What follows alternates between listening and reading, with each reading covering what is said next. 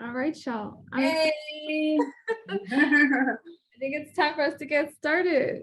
Yeah, I was like scarfing down some cookies, so like, oh gosh, is it time already?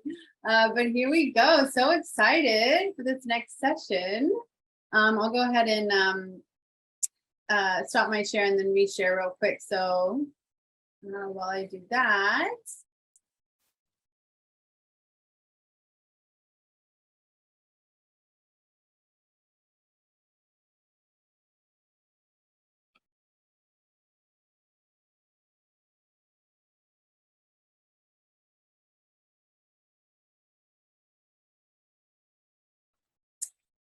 All right, yeah, now, cool, here we go. So before we introduce our next stellar speakers, Gabriella Angotti-Jones and Smita Sharma, Polly and I are gonna do what we do best and go over what the essentials is. So if you are here at the start of the workshop, as you already know the drill, you can take this little bit of extra time for a longer break. Yeah, welcome again. Here we are, day 2.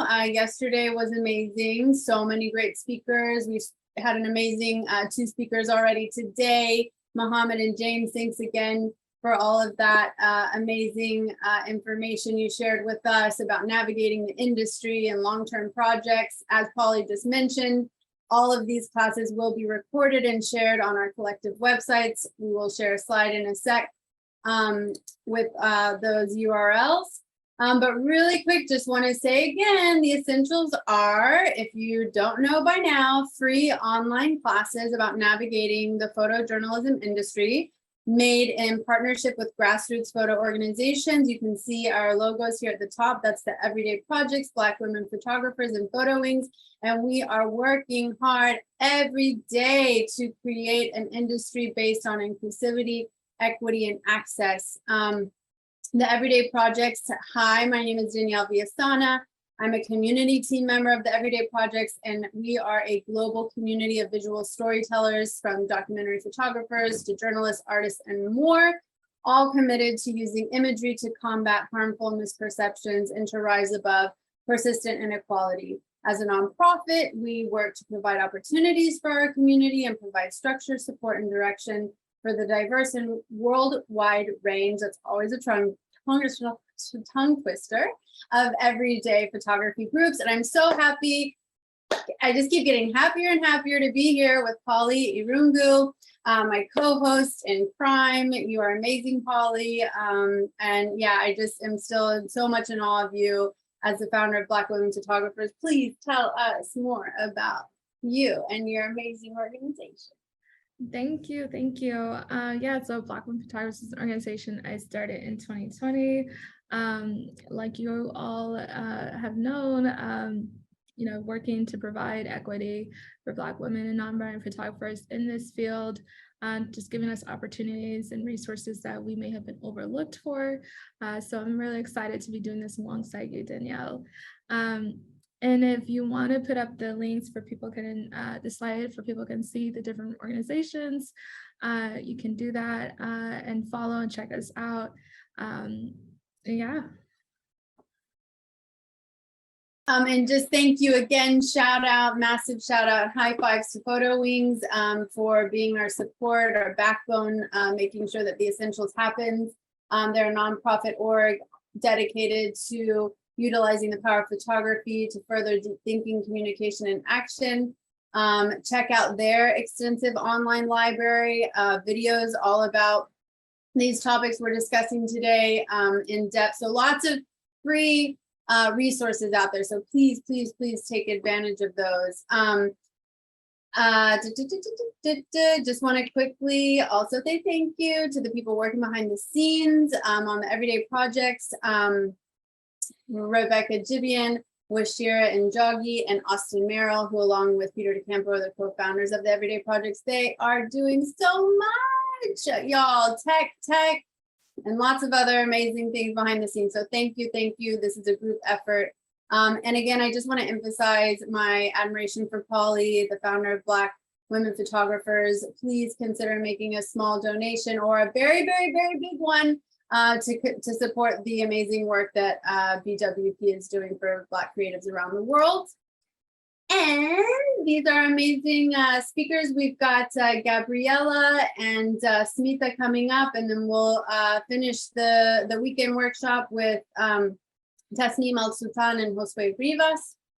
These are our links on social. I'm going to pull a line from Polly and say tag us, share. If you've enjoyed what you're listening and learning, please tag us on social media, follow us, keep a lookout for future cool initiatives that we'll be up to, and the survey we're going to be sending out later. So thanks for being here. Thanks for making this community what it is. And without further ado, here we go. Bookmaking, it was perfect. James Rodriguez in the previous class talked about books, so it was just a perfect lead into, yeah, Gabriella and Smita, who are here with us to talk to us about how do you even do books. So yeah, I think with that, we will introduce Gabriella and Smita.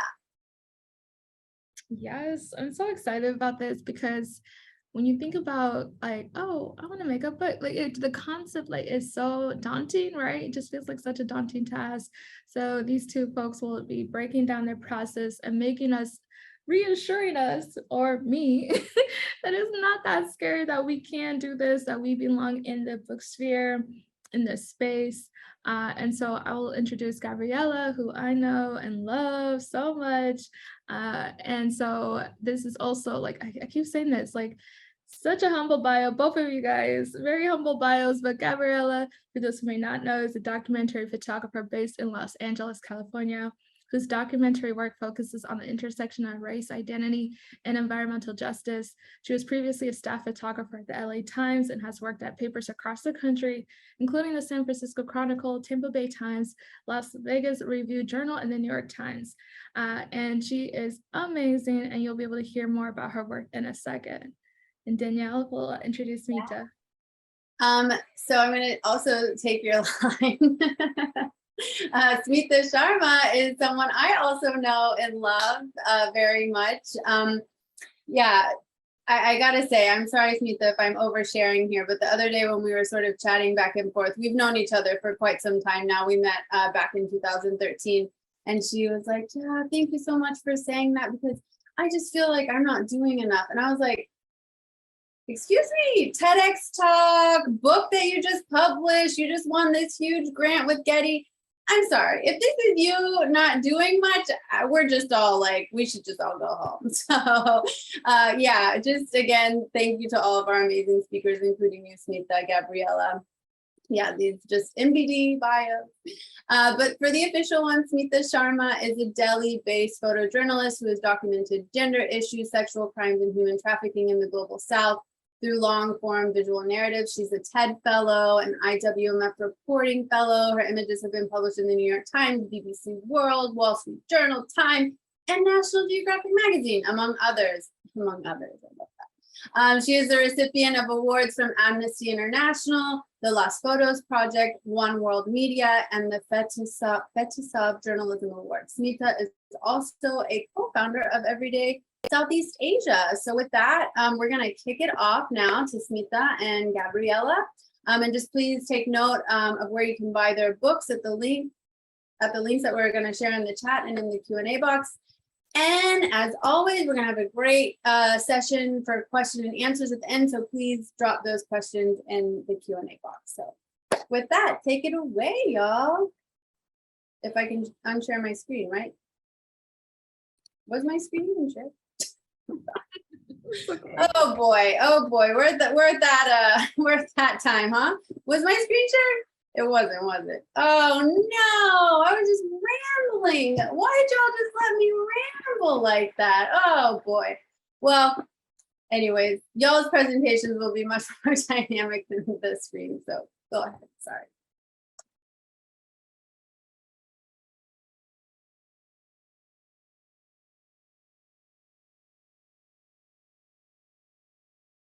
Who was it who was going to go first? I think we said this the other day, but now I'm not remembering. I don't remember. Whatever. I can go first, Smita. Yeah, I was like, Gabriella, you unmuted yourself. You're first. Oh my God, I outed myself. Oh no. I think we had decided on Gabriella going first. So I was like waiting for her to start. And I was like, okay. Sorry, I'm trash. Okay, let me see. I'm doing this for the first time on here, so let's see. Okay.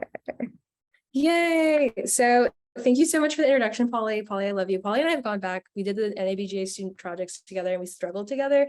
And like, it's so amazing to see her doing this, which honestly, I'm not surprised by because she's badass. But anyways, so my name is Gabriella. I'm a photographer based in Los Angeles, as she said. And for the past 3 years, I've been working on a photo project that turned into a book on Black girl and non-binary surfers. And so today I'm just going to try to walk you through kind of the process of like making the physical book. I totally should have put in kind of like the planning aspects of it, but hopefully in like just talking about my story, you guys will be able to kind of pick up on how that happened. And then also during questions, like you guys can answer more questions. So about 3 years ago, I started this project. I actually grew up by the beach. This is a picture of me at the beach. I grew up in a place called Capistrano Beach, California, right in between San Clemente and Dana Point, very surfy town. I grew up really loving the ocean and being, you know, part of it, but I never really saw people that looked like me. My family was one of a handful of Black families in the that immediate neighborhood and area. The only Black people I really saw were my family. So I just didn't really think that I belonged in that community, especially when I started doing junior lifeguards and started surfing. I didn't really see people that looked like me. And there was kind of like a series of microaggressions that happened that kind of led to me not feeling comfortable surfing. Surfing is a very individualistic sport. Everyone's kind of in their own space when you're in the water. So, you know, I think that combined with the fact that when you're a grom or like a young surfer, there's a lot of older people trying to input and tell you what to do. I think that affected me because I felt I took it really personally. And also like I was a child, like how could I not? So like, yeah. So this is a picture of me at the beach. And then also right next to there is a Roxy picture frame my mom bought me. And as you can see, it's like a blonde white woman and it's a picture frame for you to put your face in. And like, so it's just like assuming that you're white. So I think I mean, my mom found this like when I first started photographing the project. She's like, look how messed up this is. And I was like, yeah, that's why I'm photographing this. So anyways, so I didn't really see anyone that really looked like me. So about 3 years ago, I started this project and photographing women and non-binary people that had the same skin color as me, or we were Black, American Black people. And it's just kind of blossomed into this crazy community that I'm now a part of. I was really lucky to kind of be a part of the beginning of it. So I've been documenting since all these women and people started coming together and starting surfing and gathering and stuff. And now these people are some of my closest friends and I love them so much. And basically I just photographed us going around, hanging out together, going on surf trips together, tried to get a little bit more political, but that didn't get up in the edit because we really wanted the book to focus and balance friendship and like personhood and like just all that kind of stuff, which I'm getting ahead of myself. So these are the kinds of themes that I kind of presented in the book. And when we were putting the book together, when we made a bunch of 3x5 cards and put them all up on the wall. Oh, forgot to mention, I collaborated with Mass Books, who is ran by Ben Brody and Peter Van Achtmel. They're both really amazing war photographers. They both have very dark sense of humor. And you know, you're probably thinking, oh, like they don't sound like they're Black or African American or anything. They're not, they're Jewish guys, but I figured that I wanted to work with them because they understand how to work with really dark subject matter with a sense of brevity and a sense of humor. And I figured that racism was it's very similar to war in a lot of ways. So I figured that would be a really good way to do it. So when we first started, especially when I was designing with Coomer and Herman, which were my designers, I went the designer route. There are multiple ways to make a book, as Smita will probably go in, and you can spend as many amount of money as you want on it. I decided to take the more expensive route because I figured it was my first book and I had done a lot of commercial work. So I decided to do that. So I went with a design house based in Denmark and in the Netherlands and or I mean the Netherlands, not Denmark, different places, but anyways, so I to go with them, and they helped me come up with a bunch of themes. So these were the kind of themes that we're going through: friendship, personhood, belonging, Blackness, healing, ocean, surfing, and community, depression, identity. And these were the themes that I kept in my work, and I picked the kind of pictures that followed these themes. So when you start your project, any project really, you should really start in thematically and just kind of work your way out from there. And from here, they were able to kind of put in their heads like, oh, okay, so this is the kind of design that I wanted to go with. The references are really important because I didn't feel comfortable surfing and doing it and like being a part of the culture, I really immersed myself in the visualization of it. So like kind of the magazines, the videos, all that kind of stuff. So that made a really big imprint on me. Like I'm really just like a parking lot like harbor rat at heart, and I felt like visually that's just how it kind of like brought it out. So we wanted something that was a little more, you know, cluttered, punk, kind of unrefined, something that had a little bit more of a DIY feel, but we also wanted to elevate that aesthetic to a photo book, and we wanted to have that come through to where it could elevate the photography and showcase the photography, but also show the attitude behind it. And I also really wanted to see myself and my friends in this style because I'd never really seen like Black and brown surfers and non-binary and gender inclusive people in this way visualized ever in a legitimate space. So I figured, why not? So these are the kind of visual references that we're used to, very, again, run refined. Cooper and Herman, Annika, amazing, my queen, she was the lead designer, she did an amazing job. So we all kind of put this together to kind of come up with the book. And we really wanted the book to have a personal, like I said, handmade DIY feel to it. So that kind of just have the elements of storytelling, maybe like things were kind of mismatched, that kind of stuff. And we figured that that would really help strengthen the imagery. And going into the look and feel of the book, because we wanted it to be an interesting object as well, I really wanted it to mirror the feel of a magazine. So we decided on open binding, which is just this hand sewn binding that you can use to bind books. Binding is extremely important, as Smita will probably go into. So many people skimp on paying for binding, but you really want to make sure that your binding is not just stuck into like a cover sleeve and glued. We want it to be stuck in there and so that it can last for years rather than months. So I decided to go with open binding, which makes the book really stick together. And it also makes the book lay flat. And on the outside of the book, we were going to use the cover slip as a poster and use as a uncoated thin paper to give it like a raw feel to it. And also on the inside, it was the same kind of paper as well for the zines, I believe. And then we had coated paper for the photography, so I added glossy. I shot the project predominantly on film. So we wanted something that was going to help the colors pop and stuff like that. The cover is my favorite part. So it's actually super sick. The book is about like 8.5 by 11. So it's kind of small because I wanted it to look like a zine. And what we did is we had this poster fold over the front and kind of create this little gap in between, as you can see. And you can fold it out and it's about like 11 by 17 poster, or no, 11 by 23 poster inches. So this is the cover. We had so many different iterations of it, but we really wanted the book to stand out on the shelf among of other surf books. Usually when you think of surfing, you're like, oh, water, oh, surfer. But we wanted to have joy. We wanted to show what the book was about on the cover, which is a bunch of Black and brown non-binary people and women and all the other kinds of stuff just on the front of the book. And this is the back. My friend Kimmy is in the book a lot because we love Kimmy. And then that's actually a picture of me on the back, again, showing that unrefined nature and also showing what's going on the inside. And this is actually the poster when you open it up, and it's super sick. And it's all images from the inside of the book, all taken in the last 3 years on different trips. And it's a double-sided poster. So on the other side, we have this, which is really fun. So a little preview of the book right now. The intro pages were actually super sick.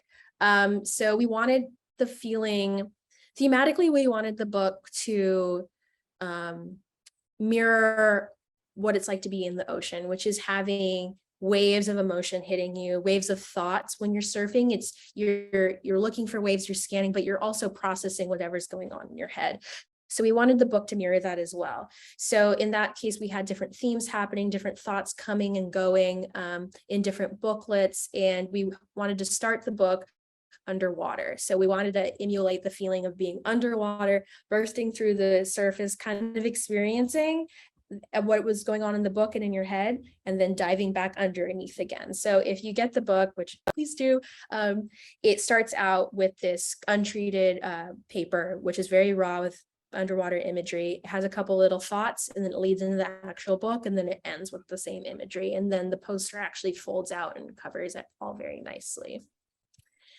We had the quotes organized in the book kind of more towards the edges to kind of push the reader to their limits, because we wanted, the book is mostly about my journey with depression and how my friends have really helped me through it, but also showcasing my friends' badassery and wonderfulness. So this is, we just kind of push the text to the corner to kind of hint at like being pushed to the edge. And this is my favorite part. We put little mini booklets on the inside. This isn't a final of the booklets because I can't get everything away, but we wanted these mini booklets to imitate zines. So they're these smaller booklets inside of the bigger ones that you can actually flip through, and then there's text. This is my friend Chris Blue, non-binary, we love them. They actually shape, which is amazing. One of the first people I've ever seen that's non-binary that shapes, which is great. And yeah, just kind of, you can flip through. So it's like, it's a very textural, like interactive book, which is what I really liked about Surf and Skate magazines. And this is actually, Smita probably has probably seen one of these too. So when you lay out a book and you're going to have different elements in it, you actually have to organize it based around the binding of the book. So the booklets, as you can see here, had to be on very specific pages. So we couldn't really work around that. We had to work the edit around the construction of the book, which was a unique challenge, but I was really lucky to have Peter and Ben and Annika and Jeroen from Kumar and Herman to really help me through that process and make suggestions on how the edit and flow of things should go. And now we're going into production. So this is what it looked like when the book was printed. I printed at NPN Druckers, which I highly recommend. They have in-person binding as well. And I actually found out that it's cheaper to print abroad in Europe than it is to print in the US. And that's just because I think we just pay people more. I don't really know. But anyways, I could be wrong. But so yeah, so this is what it looked like. It was really exciting to get it all done. And then this was what it looked like to scan all the negatives. I did it literally 3 days before they were due. I don't recommend that. And then when you self-publish, you actually are responsible for transporting and ordering everything and doing everything yourself, which is, you know, it's fun, it's fine, but that's what a choice, because we wanted creative control. So I'm lucky I have a truck because I was able to transport all my shippers. So shippers are actually what you encase the book in to send out. There's I'll give you guys links, but basically there's this place called what are they called? They're these multi-D shippers which actually collapse and encapsulate the book, so you can just fold it up really quickly and send out. So very affordable, very easy. I'm gonna have a shipping party later this week where my friends are just gonna like box up like a couple hundred books. It's super casual. And then this just came in yesterday. My books are getting delivered on Tuesday. So when you self-publish, especially during COVID, everything's a mess. There's shipping's a mess. Materials are a mess. So it's amazing that I was able to finally get this after the book got on the boat end of July. It is now October. So it's been a huge back and forth. And like, if you ordered the book, thank you so much for being patient with me. It's been pretty hectic getting the books off of the ship. Had jokes of breaking into the ship to get it, but we didn't do that. So that's actually what happened. And I just wanted to say thank you. There's my friends and I dancing before our surf trip. And then my friend Olga, and then shippers on a truck. So thank you so much. Hopefully I can answer any more questions that you guys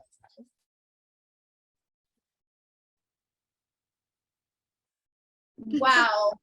Wow. I hope now that Smita is going to share her presentation, Gabriella, you have a chance to take a peek at the chat. Everyone is super excited about your book and work. So 40 questions.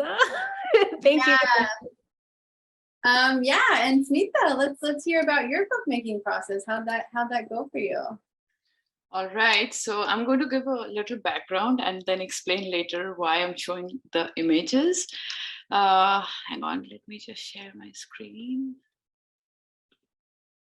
Can you see it full screen now? Yeah, okay. So my project which is now a book, is called We Cry in Silence. And I did not intend to work on it as a project. It happened by accident after I met this girl that you're seeing on the screen. This is one of the first photographs that I took. And she was just rescued back from the brothel because my, this work is about trafficking of underage girls for sex work in India, Bangladesh, and Nepal, the cross-border trafficking. So when I met her through a friend. And then what I learned from her was shocking because she said that she met this guy during her commute to school, and this guy professed his love for her. And then, they just sat near a tea shop, and he offered her some snacks, and over a cup of tea, he offered her marriage, proposed her marriage. And then she never went back home that day. Instead, she went with him, boarded a train, and then he took her to Delhi. And a week later, she was sold off to a brothel. So this was shocking because I couldn't understand how can anyone just walk over with a stranger you just met? How does it happen? And that curiosity actually led me to investigate and go really deep into it. And that's when I started, hang on, I don't know why this is not going to the next slide. I'm just going to stop sharing and just bear with me 1 minute.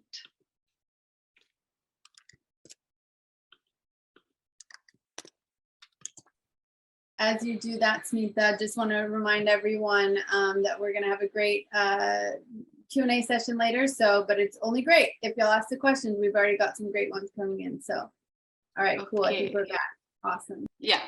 So I'm just going to quickly show you some of the images, which shows about the vulnerability of the girls as I started digging deeper, and how trafficking happens. The various hotspots and how girls are kind of brainwashed. And as you can see, this personal diary, which shows that the infatuation of somebody who went missing. And it's obvious that she was trafficked by someone and she eloped with him. So then I started building connections with the law enforcement, and it was a huge challenge because you don't get those access.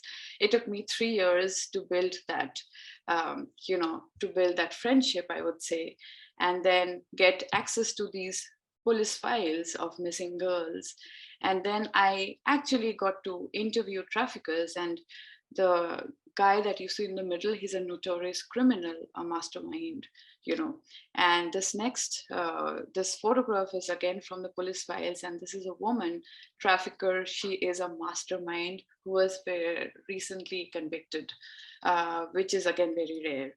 So then I started meeting survivors, and then again I was met with challenge because you are not allowed to photograph them with identifying features. I could go to prison. There's a law called POCSO. And so I had to be very careful in how I photograph them. So I used a lot of lighting and a lot of different techniques to show the personality, yet, tell the story. So from there, I actually photographed the brothel, the red light areas. And then I photographed the shelters where girls who are rescued, they're brought, and that is where they are counseled, given medical support, given different kind of mental counseling. And as you can see in this photograph, this is a welcome kit, which I had no idea about, and it is a way of restoring back their dignity, because when girls are rescued, they have nothing. Sometimes they don't even have proper clothes on them. So and then, the bonding that the girls shared, because they all shared similar experience of trauma and bonding with each other. So, so this project was later commissioned by National Geographic. And in October 2020, this was, globally published. This was the lead photograph. And in India, this was the cover story. So when the story came out, I actually sent some of the magazine copies to the law enforcement officers. And then they told me, like, now what? It's great you have the story, you have the magazine. how else can you help us, or what are you going to do next? And that is what planted the seed of a book in my head, because I thought I need to do something more substantial, something more permanent, I would say. So I actually approached Photo Evidence, and I shared my project with them, and luckily they loved it, and I was on board with them. So then the next challenge is that how do you make a book? Where is the funding? And as you know, editorial photography, you have limited funds. So then we came up with a Kickstarter campaign. So this was a Kickstarter campaign. And what I wanted to share is the timing. Sometimes luck is not on your favor. So with the Kickstarter, we had a lot of challenge, because when the Kickstarter was launched, the Ukraine war started. So it was very difficult to get attention. And also I almost felt guilty to ask people to support my Kickstarter, when I thought that people, should support Ukraine and, help the people out there. But then again, I kind of told myself that no, my work is also important, because maybe this is a silent issue, not on the face, but it is, a global complex issue, and this needs to be told. So luckily, we had help, and a lot of friends and a lot of strangers supported, and it was a success. We got the fund, and then came the next stage about making the book. So I was very happy to have Sarah Lean as my photo editor, because Svetlana from Photo Evidence asked me, like, do you have anyone in mind that you want to work with as an editor? And I was like, I want to work with Sarah Lean. And also because I shared a history with her. When my project was commissioned by National Geographic, Sarah was the director of photography. So it was kind of like a coming back to a full circle. And I thought that no one else could do a better job. And she did a wonderful job. So my designer was Fernanda and João, who are Brazilian, and they live in Iceland. So it was truly a very global project, because my publisher is in France, I'm based in India. So every time we would get into a call, it was like, okay, what is the time zone? What is the best time that we all can meet? It was a challenge. It was a huge challenge, working over a period of a year from different time zones. So this was the first cover, and which João made, and I did not like it. So sometimes, there are things that you just go with, and sometimes you have this gut that no, it's not going to work. And then I had to explain that why this is not going to work in South Asia, because it's too Bollywoodish. And also, if I give this book with this cover to the law enforcement or anyone, no one is going to take it seriously, So I wanted something which is more creative and subtle. And then they came out with a beautiful cover, which I love, and which is now the cover of my book, which is this. And I just loved it. And also to mention about the color scheme, there was a lot of talk about it. And when you talk about trafficking, you talk about red light area and you have the color red. And I told my designers that I don't want any red color, please just spare me that color. So after a lot of discussion, we thought, okay, why not this yellow and gray? Because, when you see this warning sign, it's basically a black and yellow that do not cross the line or stop or be careful. So it was kind of that kind of design, because the idea of the book was not just to have a good looking, pretty book, but also to educate people, to raise awareness. This book was meant to do something else, And if you can see, this book also has the edge, which is rounded. And this was basically, which is easy to carry. And you just imagine that, a student is going to take the book from the library and put it in the purse and not damage it. So there were a lot of these nuances that went behind the design. And I'm very happy that my designers put so much thought to this. And then came the idea of illustration, Sarah said, because there were certain situations that I could not photograph. It was impossible, not humanly possible to photograph. Somebody trafficking, I would not go and photograph, I would report it to the police. So there were certain situations that I could not photograph. So we came with this idea of illustrations, and this was like a stick drawing that I did with a professional illustrator. So at every stage I had to explain a situation that, hey, this is a guy who is kind of sending Facebook and WhatsApp messages and trying to be friendly with, random girls. So there were certain situations where we thought about this thought bubble, that the girl is thinking about marriage and the man is thinking about money, and he's gifting her something. So this is how they basically trap the girls. So finally, this is the look which is used in the book, because we wanted to keep this color theme. So this is how it went in the book. And again, this is another sketch which went this way in the final, So again, when we started editing the images, I had around 20,000 images. So it was a lot of photographs to bring down because it was 7 years of work, it's 7 years of work. It's over a period of a long time, not as long as James. So, Sarah wanted some kind of details which she thought was important. And during, when I was working on this project, I always collected documents. Not some of them I did not photograph, but I just had a file. So this was a medical report of one of the girl who was thrown away by the pimps outside a public hospital. So it became a very important document in the book. And maybe we will answer this in the Q&A, but I think the way you edit the book, the images are very important. Not every photograph has to look stunning. It's kind of like a wave. Some photographs are stunning and then some photographs are okay, because it's kind of like you're taking people on a time travel, on a journey. So again, we had these kind of illustrations of self-defense, and this was used throughout the book in some specific pages.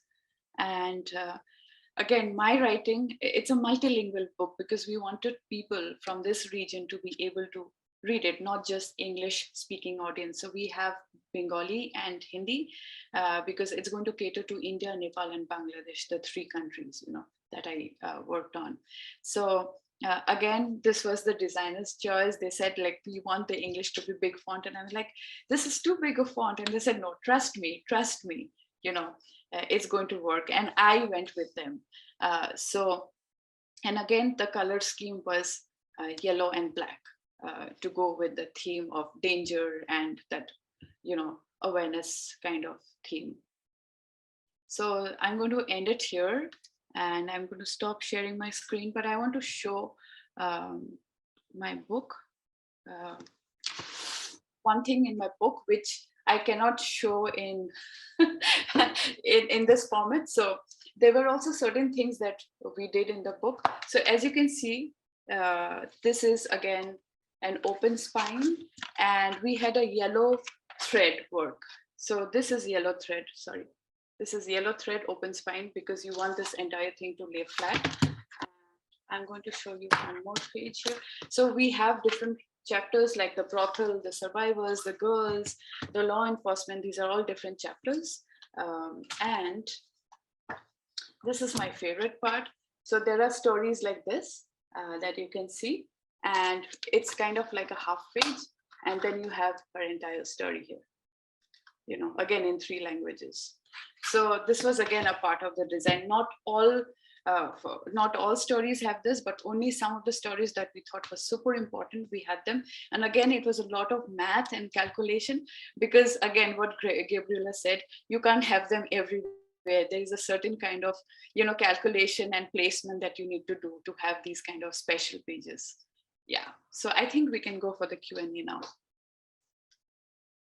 Can we just say, wow, like for both of you guys, I'm just blown away. I mean, the chat is also agreeing the level of care and attention that you both put into your respective books to honor, those in the books as well. It is just amazing.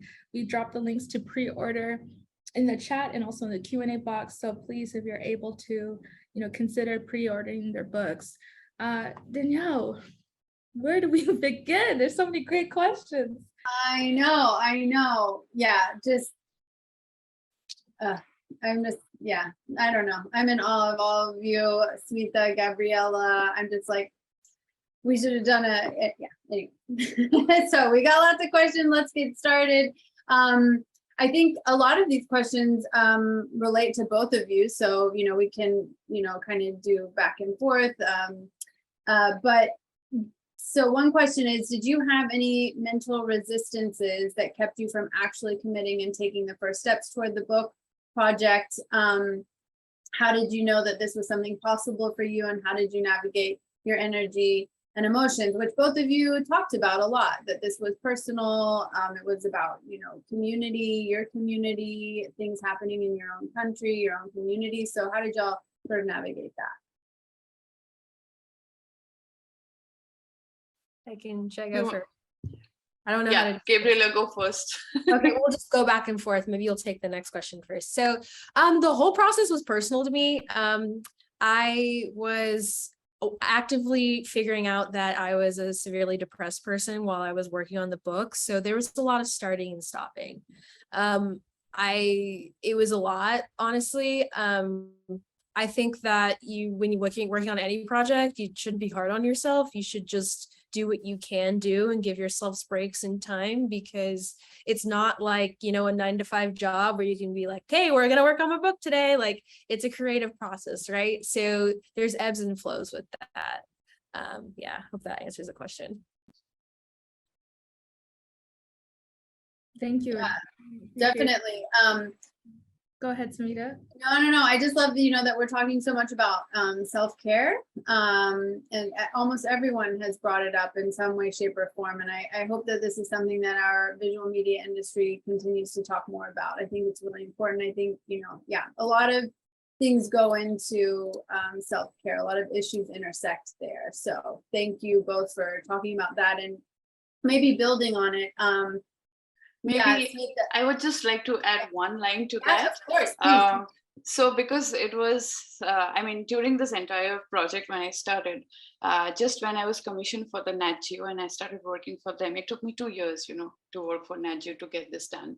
I found out I was pregnant. So there were two good things happening at the same time. But my doctor was not happy. And this is something that we don't speak in our industry. A lot of women photographers that I know, they hide about their pregnancy, thinking that they will not get assignments. And it's true, a lot of people don't want to take chances, and it's happened to people in the past.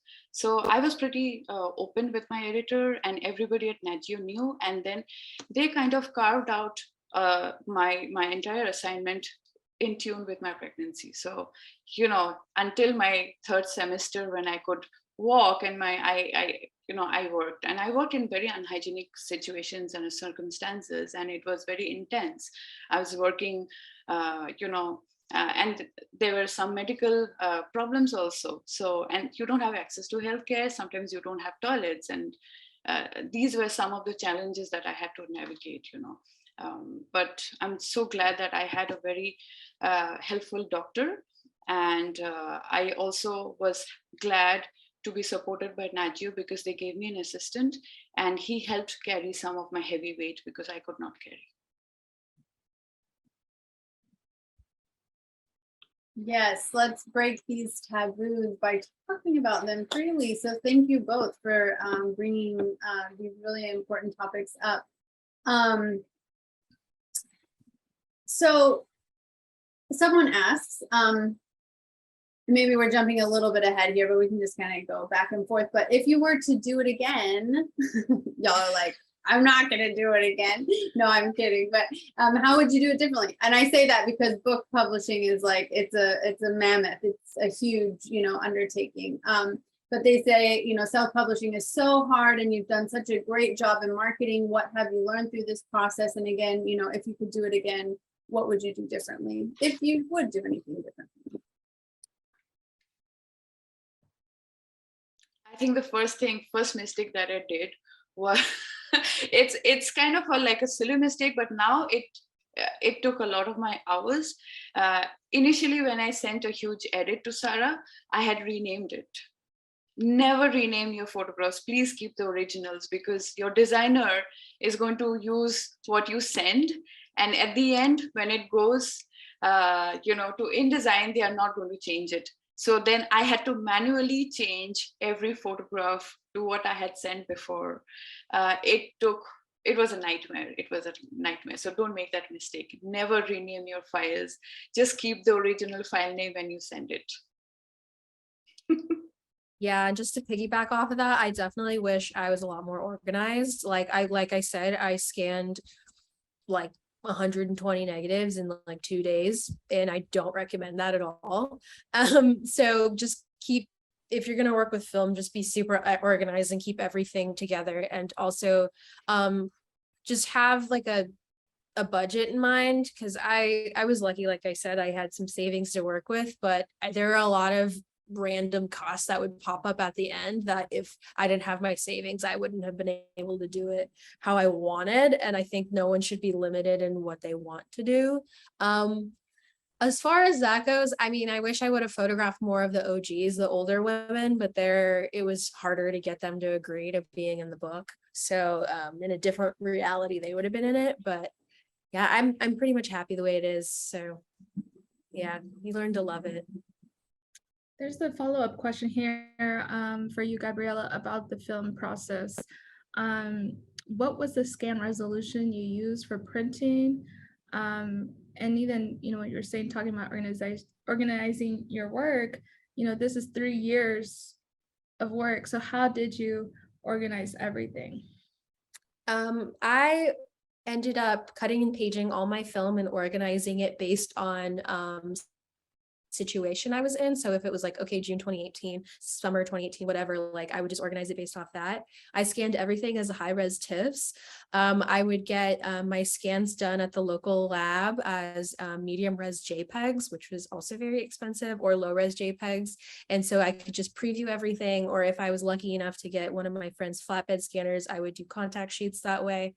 And then I was super, super lucky to have my friend Colin, shout out to Colin, who slid in last minute and was like, I will help you scan all of these as tips and we can color correct them. So one thing I really love about the photo book making community, it's very much give back and love and, all that kind of stuff. So even anyone in this thing, like if y'all even need help or any questions, just reach out and like I'll help answer. I'm sure Smita feels the same way. Like it's all figuring it out on our own, and it's just like information that we pass on to each other through word of mouth. So yeah.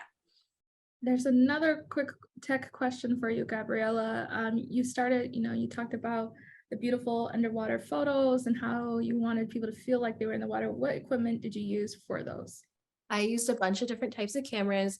I used Fujifilm's Quick Snap disposable cameras when I didn't have much money and I only had $35 to spend. And then I also used the Mykonos 5, which talked to me about, it's a very finicky camera. You really have to take care of it. I used a Minolta Weathermatic for a period of time, which is much easier than the Mykonos 5 because it's pretty automatic, but you can't take it. It's not as nice as the Mykonos 5. I also have underwater housing from Aquatech and SPL, but I recommend SPL housing more because it does not leak. And then what else did I have? I think that was it. I also used my Contax G2 that I bought, and I had a Fujifilm 645 medium format point and shoot camera. Wow. So that's why your book looks the way it does. It's so dynamic. Like, I love it. I mean, it's just so artistic and yeah. Wow. So that's it. We just have, yeah. Wow. Just revealed your secret, Gabriella. I mean, it's all for everyone. Everyone can make books. Everyone can do it. Like, it's for sure. There's a great question here for the both of you. Both of you, these are stories that are close to you, people that are close to you. This is your baby. So how did you bring in the people to help you bring your, this to life? How did you go about the process from choosing a designer to choosing, like, you said, Smita, the editor, Sarah Lean, how did you decide these are the right people to trust with your vision and your, what you want to do? And sorry, I just want to piggyback off of that when y'all answer this. Sarah Lean, all of these people y'all have mentioned are amazing. Love them all very much. But when you had to navigate maybe conversations where you felt strongly about your vision, for example, in Smita, the book cover, how did you navigate those conversations that were sometimes a little uncomfortable? So, we all are from different cultures, different countries, so we come with our biases I'm not going to say biases, but with our different experiences, right? So when you're making a book that is going to be used for education, awareness, and you want this book to go into the community where the problem exists, right? And you want to make this book in multiple languages. So there are so many layers of details that has to be taken into account. And so the visual space that you are making, there's a lot of thought that had to go. So to be very honest, Sarah and I, we have had so many meetings, long meetings, going over each image. She was asking me questions, I was explaining. So there were a lot of things that we discussed. And trust me, there were some photographs which went in the magazine and which were like really strong photographs, but they didn't end up in the book. Not because they were not good photographs, but when we make chapters and the way the book flows, the visual, there are certain things that might not work, or there are certain okay kind of photograph which might really work well. So these are some of the things that we had to take into account. And again, about the designer, how do you choose the designer? Well, I did not choose the designer. I was given an option by my publisher. And so I had a few names and I went to the website, I saw their work, and I actually liked Joao and Fernando's work. And I think they took a lot of bold decisions with my book. The certain things that they did in the book was very bold. And sometimes you just trust the instincts of others who are more experienced, because this was my first book. I'm not a designer. So there are a lot of things that you have to consider, listen to, and sometimes you just have to go with your own instincts, because I know this language, I know the region, I know how things are going to be accepted here. So if people are going to look at the cover and not take it seriously, or just, it's, just make a smirk, it's not going to work. I had to put my foot down. So there are certain situations where you have to talk, and sometimes you have to listen. Yeah, it's a collaboration. Totally. And to piggyback off of that, for me, I think I was very involved with the community because I do surf, and I was interested in making friends probably before. And I wanted to photograph the people. I definitely, when I would introduce myself, I would say like, hey, like I'm doing this, I'm photographing. It's a part of me figuring out who I am again. And they were like, oh, okay. And I was like, I don't know where it's going to go. I'll let you know. I always tell my friends if I'm going to license any images or, pitch them for anything, I will always get their approval. I don't accept anything under $600 for them. That's like a rule for me, because they have to get paid fat, because they've been so generous with their times and letting me photograph them and so intimately and be in their faces while they sleep. And then, so I think that was also a part of it. So a lot of people in my project are people I know. As far as like getting to know a designer and stuff like that, I am super lucky that I know Ben and Peter. I met Ben Brody at Eddie Adams, and we bonded over his zine that he made over his time serving in the Iraq and Afghanistan wars. So we just bonded over just being weird people. And I'm super lucky that he saw my project as a book and helped really guide me through that process. And I was able to tap into his network and, help him introduce me to people, including Annika and Jeroen at Kummer and Herman, they specialize in bookmaking. I know for a fact that their designs helped my book shortlist for Aperture Paris Book Awards this year for first book. So, I wanted to be with a group of people that understood the process, could respect my wishes and my designs and my crazy ideas. And they were mostly telling me that we couldn't do things, because I was like, maybe we can make it in neon. And they were like, no. So, I wanted to get wild. They toned me down. I definitely think we could have gone a lot more punk, but I love the way it turned, absolutely love the way it turned out. I think it's a great balance of the tone of the text and the images and everything. So yeah, I hope I answered all the questions that were part of that. You did, and I'm ready for the neon version too. It's so awesome, neon punk. Gabriella's like, no. Seriously, beautiful, beautiful work from both of you. Okay, we got lots of questions about the part that we never want to talk about, the money. What were the actual costs in terms of project management, deadlines, bookkeeping, did you both end up having to pin on yourself, or did you outsource support for any of those things? If you can talk about even any specific line items with the budget, like things that you have to think about when making a book. Yeah, the funding, so all the money questions that there is in bookmaking.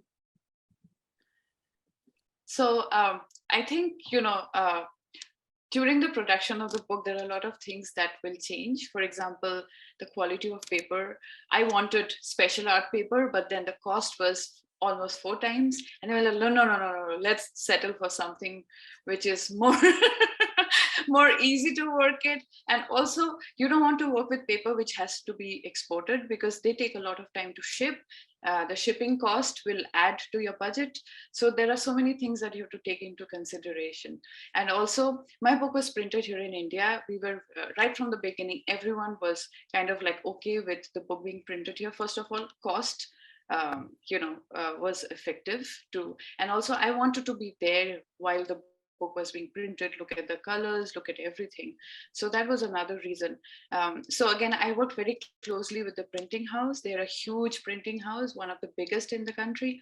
And so they would come with samples of papers, and I would look through it, and then we would have calls with our team, and go over everything. So these are some things. And also, I just want to mention about shipping. I think after COVID, the shipping costs have gone up a lot. Gabriel will know it more. It is so expensive to ship anything now. So if you're going to make a book, please consider a huge chunk of it to keep only for shipping, because your costs are really going to go up. And especially with my book, because it's a hardcover book, it's a hardcover book with many pages. It's kind of like heavy. It's less than 1 kilo. I don't know what's that in pounds, but it costs. So sending one book to US from here, it's kind of like $30, $35, which is, yeah, and it's shipping one book, right? So you have to put all those things into consideration. And also, if you're hiring a designer, you have to pay the designer, the editor, although my publisher took care of that, but for that we had needed to have a Kickstarter. And this Kickstarter, you have to constantly push yourself, promote, and you have to shout at the top of your voice that, listen, I'm coming out with a book, please help and support me. So there are so many things that you have to do in order to reach that ending line. Yeah, and I mean, she outlined it perfectly, honestly. Shipping is very expensive. I would earmark at least $5K just for that, just to be absolutely safe nowadays. My book came out with cost of production, designers. I had a book editor as well. I went the bougie route. And paper, free shipping, what is it called? The book, the boxes to ship the book ended up being $23 per book, and I ordered 1,300 copies. So you guys can do the math, because I've done it too much and I do not want to think about it anymore. So it was a lot of money for me, but I saved up. I freelanced my butt off. I did not eat. I did a lot of commercial work. I'm very, very, very lucky that I've been able to transition to commercial work and save and live frugally, because I knew that I wanted to transition out of the you shoot like a photojournalist into you shoot like, I don't know, a documentary photographer, or however else our weird industry boxes in people. So I wanted to make that transition and really show who I was as a person. And I very much viewed this as an investment. Ben and Peter stressed to me that the most important thing is to break even. So my project, like, I don't want to make money off of it. I just want to break even. I want people to afford it. The book is $40 because I just want to be able to sell it, get it on people's shelves, have people have equitable access to it. And yeah, so that's it. So that was my goal. And I think going into with the shipping, the bookmaking costs, like, make a realistic budget for yourself. You're like, okay, I have $300. Well, get out your photocopier, like, let's go. You know what I'm saying? So like you can figure it out. It's not impossible to make it's not impossible to make a good book off a limited budget. There are so many different resources for you. And yeah, you can do whatever you want. And you just have to ask questions, like ask people, like ask. Like I said, the bookmaking community is extremely open with everything, because we've all gone through the struggle of spending an extra $2,000 last minute. So yeah. I mean, I just want to appreciate it, because again, we don't know what we don't know, and then the only way we can know is when we share this information that was once new to us. So just going into the finances a little bit more. I mean, doing the math, you spend at least 30,000 right there at the very least, right? But we're getting that money back. We're getting it back. So I want, I'm glad because you kind of answered the question I had, because it's like, how do you then price it, for people can actually pick it up off the shelves? And so you kind of answered that, Gabriella. Smita, how did you, go think about that? Because even, you also want to make sure that the people back home, they also have access to the book. And that is different, conversion rates, $40 US dollars, it's a lot different, $40 elsewhere. So how did you think about that, Smita? So another reason of, we had a lot of discussion, and the main reason, which I said, of making this book was to, to have this accessible to the communities where the problem exists. So what we are going to do is that, of course, there are people who have ordered the book, there are people who are going to buy the book, there are going to be book signings and launches, for the next year. But we have kept a certain portion of books which we are going to share it with the community. So for example, if there is a school in a village, I'm going to go and I'm going to, give 2 books, donate 2 books to the school where they can have it in the library, so that people can go and read the book, because this is 45 euros. And if you convert it in Indian currency, it's 3,500, which is a lot. It's a lot of money. So people cannot really afford it, especially the communities, they cannot think of it. So, and there is another thing that we are doing with it, which I did not mention before, is we are making a zine. It's kind of like a 12-page zine, which is going to be only in Hindi and Bengali, which is going to have resources, which is going to have some kind of educational information, like how to file a police report when your daughter goes missing or something like that, how to approach the police, what are your rights, what are your legal rights, all those, of course, with the testimonies of the girls and survivors. And these are going to be distributed for free during the community campaigns in collaboration with local nonprofits. So they are going to be given out for free in 3 countries, India, Nepal, and Bangladesh. Yeah. That's incredible. I mean, just wow. And I see another question here, making these books, I'm sure there's so much more to this that you guys you probably haven't even shared. Like we're just, I feel like we're just scratching the surface, but from start to finish, how long do you think it took you guys, to put this together? And what was it like once it was out in the world, and how has your careers or anything changed since then? If I could take that question first. It took me about 2.5 years to shoot and about a year to work on the book, from finding everything to the collaborating, whatever. And I cried when it came out and I held it in my hands. I've cried multiple times. My friends have cried. I cried when I made the Paris photo shortlist. Like, it's just lots of crying. I don't know what's happening. I feel like I'm in the midst of finding out what it means, but I'm so grateful, like, to everything and everyone. And even, I forgot to mention, to backtrack. So because I work the stores on Action Sports, there's been a bunch of brands that have supported me through this process, which I'm super grateful for, and have helped with planning my party and, buying books and all this other stuff. So I'm just like, the support is insane, and I feel so lucky to even just be a part of this and just put it out there. So yeah. About me, I think my book just came out in September, and then we had a launch in Perpignan at the Visa Le Port Image, and I'm really grateful to have that space. And I would say I had the privilege to be there. I'm so full of gratitude. And just last week there was the launch at Lisbon. I could not attend it, but my publisher was there, and here Susanna, she organizes from ICPI and Image. Lisboa Photo Festival, they currently are exhibiting my work. So, and then there are more launches coming out, as I mentioned. So I don't know how it's going to turn my career or change my career, because it's just come out. My baby is just out. And to be very honest, 7 years of work, and then it's now a book. I don't know how to feel about it. I'm just relieved, to be very honest. I can imagine. I can imagine.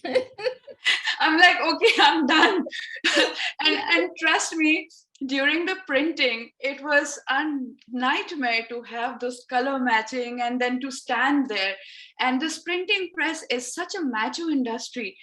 I was the only woman there, and I got so much looks during the printing, and I was there for 18 hours. I went at 10 in the morning and I came the next day at 5 in the morning the next day, non-stop, although they took very good care of me. But it was a lot of work, and this is just the printing I'm talking about. There is so much more that went before that, and so much that came after that, So it's, as I said, I'm just glad it's done. Honestly, same. With respect, like respectfully though. Yeah. Bravo, congratulations to you both. If it hasn't been said enough, I hope you have a chance to just glance in the chat. Y'all are getting so much love, so much praise, so much admiration. Beautiful work, both of you. We're just about time, but to kind of like totally revert us back, we were kind of going through a natural like timeline a little bit here, but there's a few people who want to know more about, and if we could just touch on it briefly. How do you, develop trust with the people you photograph? I mean, Gabriella, you mentioned a lot of people are your friends, but that doesn't necessarily mean that they're, automatically going to say, sure, yeah, New York Times book, So how do you develop trust with the people you're photographing? I think that's a really relevant question for everything kind of we've been talking about over the weekend. So a lot of people want to hear that from you too. I think for me, like I said, just being my authentic self. This was the one situation I've ever been in where like I was representing myself and also as a working photographer. So it was weird. Like at first I was like not hanging out with people, and I would just like show up and then leave, and people were like, what is wrong with you? You're weird. And I was like, yeah, I am being weird. So I was able to like integrate myself a lot more, not take so many pictures and not be so freaking weird.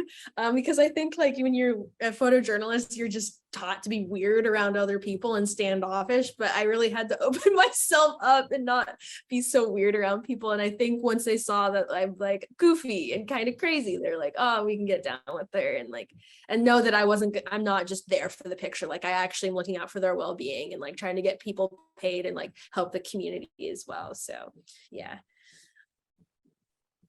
And about me, I think it was a lot of patience. I mean, it took me 3 years to just get a yes from the law enforcement to allow me inside the police station to get access to those files. And with the girls, because I was talking about sexual violence, I was talking about human trafficking, I was talking about trauma. It's not something that you can just go and ask like, hey, tell me, how were you trapped? Or why did you elope with a man you just met? You can't ask them such questions. It takes a lot of time. I didn't even carry my camera in many places the first time. I would just go and sit down and talk to them. And at some point, I think, people are smart. If you are honest with them, they understand what is your agenda while you're there. And they understand, that you are there for a purpose, and the purpose might not help them directly, but it might help someone else, So, and then they feel that, okay, at least my story can help someone else, then why not I share my story? So you have to bring that relationship to that level. And to get to that level, it's a lot of time, patience. It is 3 years. That's amazing. And I think it's just a testament to, the intention and how thoughtful you both have been, because even you, Gabriella, you mentioned, I mean, they didn't start out being your friends. They didn't. So all of this takes time. For both of you, because I know we are at time. Polly, this is when on the first day when you said, Danielle, don't hate me. Now it's my turn. Polly, don't hate me. I know, but First meet thing, Gabriella. But this is going to be fun. This is a challenge for Gabriella and Smita. We're trying, we also as hosts try to get to everyone's questions. So if we haven't said it, in fact, I don't think we've said it at all, but thank you so much for everyone's questions.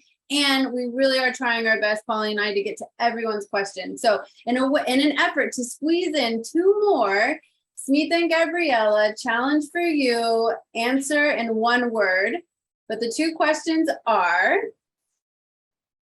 will your books be available as an ebook? Are you considering it? And then the second question is, what part of the journey has been your favorite part? So ebook, favorite part of the journey, 1 to 5 words, go. Gabriella, go first. No, and surfing again. Okay, that was quick. Ebooks, not sure. Best part of the journey, I think the cathartic, I don't know, feelings, that I felt during this entire process. It was, yeah. and okay, sorry, I do have another question because Popular. but I want to be respectful of everybody's time, so I'll keep this short to this question. When I think of, like, you guys have both mentioned it at several points, when we think about just the publishing game, I mean, there's a lot of data out there how wide it is. There's not enough of us in there. Black and brown folks, we just are not there. 1, because of the cost to do it. It can be seen as a hinder. We've never seen ourselves out there in these books. And so, I mean, again, kudos to y'all, but who are some of your favorite, folks that you follow that have books? Any women in particular that have released a book that you love? How do you find these other bookmaking folks in the community, to lean on and, support? Or do you find that support when you publish a book and they come out of the woodworks and congratulate you? I don't know, but how did you find the other book fellows out there to lean on for community? I think I reached out to Laura Boschnak. She was very helpful to give me certain guidance initially. I also love Laya April's book. I think she's made beautiful books. So these are 2 names that comes to my mind. Even Paula Bronstein work, her book is beautiful. I have a bunch of others. There's this South African photographer, I can't remember, but this is on child sexual abuse. I think something about the sky, from the window of my sky. I hope she forgives me, but it's a beautiful book. I'm going to write in the chat if I remember. Gabriella, you go. Okay, Deanna Lawson, Queen of Our Lives, LaToya Ruby Fraser, both are bookmaking queens. Both Black women, American Black women. Carrie Mae Weems, another, I have all her books as well. I'm super lucky to know Ben and Peter. And I think just asking questions and figuring out, who the bookmaking people are, and also just tapping in and using my networks and figuring out who are the people that can connect me with. Like I said, bookmaking community is very, very, very open. We like to share resources, that kind of stuff. So also Jim Goldberg, King, not a Black woman, but we love him. And for those who are listening, who may have a long-term project, an idea in their head that could be a book, what would you say to them right now? In 1 word, no. I would say make a zine of your work and start laying it out, because that'll help you make an edit and then figure out the direction you want to go in. Print out 3x5 little cards and lay them all out. See what's up. Yeah, same thing. Just use white paper, paste them think that they are books, the papers, and just use these pins because you can open those pins and you can move around. So you can work with those and see how it feels, just to hold them and see them flip over, that can be helpful. And also think about chapters. I think having chapters is very important because they help your brain function visually and everywhere and organize things. Thank you both so much for your openness and your journeys in the book making process. It feels, it kind of I can see the light, like it doesn't feel so daunting anymore. Thank you both so much. Again, the links to their books, to pre-order, to check out, to see more are in the Q&A box. Please consider doing so. I mean, the holidays are coming up here in the States, would make such a great gift. Thank you both so much for your time. Thank you. Thanks for having me. Thank you all so much. Totally in awe, in awe. Just wow. The imagination is just, thank you both.